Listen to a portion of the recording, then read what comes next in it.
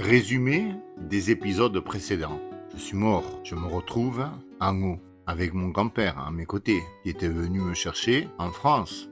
Et maintenant, pour la deuxième fois, je me retrouve dans une pièce blanche, toute blanche. Et tout d'un coup, cette pièce blanche se transforme à un endroit que je connais très bien, la maison de mes parents. Puis, nous ouvrons une porte du jardin et nous nous retrouvons dans une chambre, dans une pièce, une autre pièce. Et André me dit, nous sommes dans la chambre de Mozart. Ne le dérangeons pas. Épisode 4. À l'autre bout de la pièce, un homme à la chevelure blanche était assis à un piano et écrivait sur une feuille de papier. Oui, il griffonnait. Nous, avec André, nous restâmes au fond de la pièce. Et il se mit à jouer.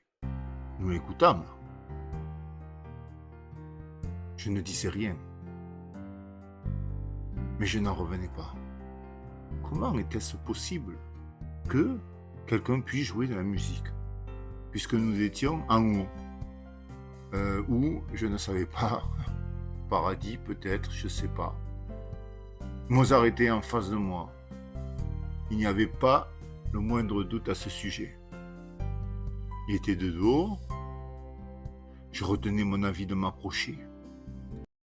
Au bout d'un moment, que je ne saurais évaluer, puisque je n'avais pas de notion du temps, il se leva, se retourna et vint vers nous. « Bonjour André, comment vas-tu » L'air de sa voix était mélodieux. « Bonjour Amadeus » répondit André.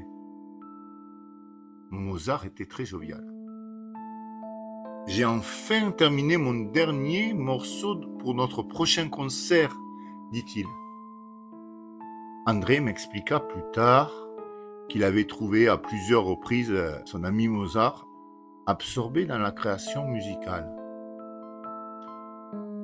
Il m'apprit que les compositions musicales se faisaient sans instrument, seulement par la pensée. Oui.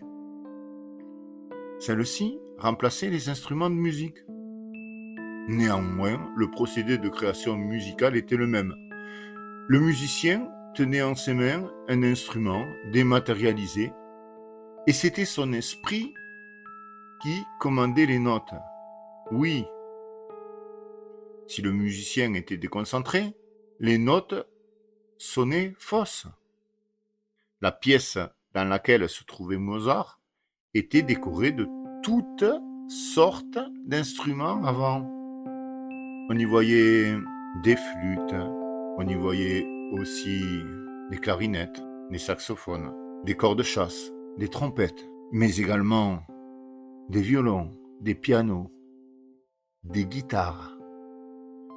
Divers sofas étaient disposés aux quatre coins de la pièce, et entre eux trônaient de fantastiques harpes et contrebasses dont l'éclat ne laissait paraître les siècles qu'elles avaient. Elles dataient du XVe siècle. D'autres instruments dataient du XVIIIe, du XIVe, du XXe. Tous ces instruments n'étaient pas matériels, mais ils paraissaient l'être, car, comme je l'ai dit, on pouvait les manipuler. Alors oui, bien sûr, bien entendu, il y avait une différence. On ne sentait pas le contact de l'objet, puisque celui-ci était immatériel. André me présenta. Mozart me salua.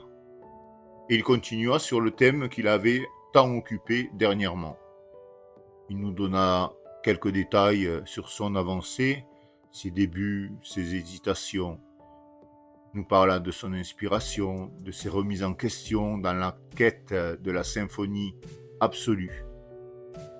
Au fur et à mesure qu'il nous parlait et traversait plusieurs pièces, nous sortîmes ainsi de la bâtisse pour nous retrouver dans le parc d'un immense château. Le parc était encore plus immense que le château par lui-même. Mozart prit cordialement congé de nous et se dirigea vers une plage infinie où ondulaient des vagues d'un bleu turquoise. J'étais surpris. Quel contraste! Un jardin, puis une plage. Quant à nous, nous nous dirigeâmes également vers une autre plage qui n'était autre que l'une de celles sur lesquelles nous avions été lors de notre précédente visite sur Terre. Des multitudes de questions me brûlaient les lèvres et je m'empressais de les formuler à André.